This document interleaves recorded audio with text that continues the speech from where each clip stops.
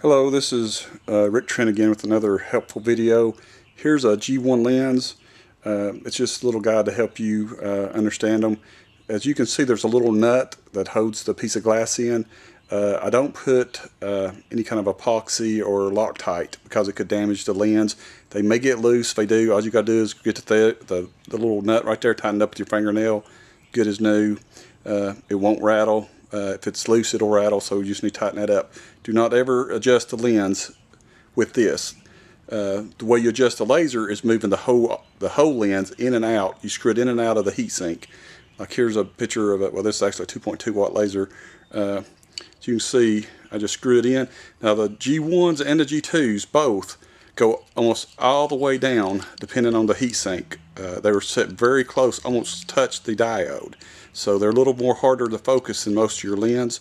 You will have to take them, depending on this type of heatsink I got, this is one I build, it's all the way down, then you start turning it back a quarter of a turn or half a turn to start making the beam just right.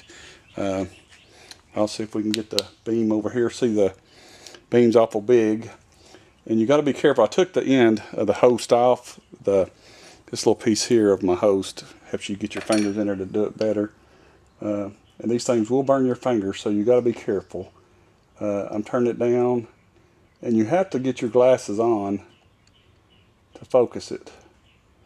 Okay, this one here focused into a pretty good beam. I hope the camera's catching that. The best way to get an infinity beam is to go outside at night and shoot up in the stars. Like you say, this one here is almost all the way down.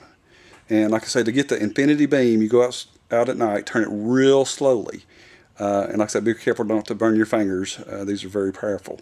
And just turn it real slowly up into the sky. And it may take you, this is more for the advanced laser user, I would say, because you have to turn it just very, very slow to get that infinity beam. But it's pretty possible. I've got it before. Sometimes if you don't get it just right, it'll be a little bit wider, maybe a mile or two away. But it's still an awesome beam. You'll get a lot of splatter with this beam or with this lens because it is a lot more powerful. Lets more light through. It's a one glass element, and I sell two glass elements, which actually make you have less splatter. But I really prefer this beam. But if you're just wanting a pretty beam, the two glasses work, or two elements. Glass works just as well, but you just lose a little bit of the power because it's going through two pieces of glass instead of one. I hope this helps you a little bit. If you all have any questions, you feel free to call me. Thank you.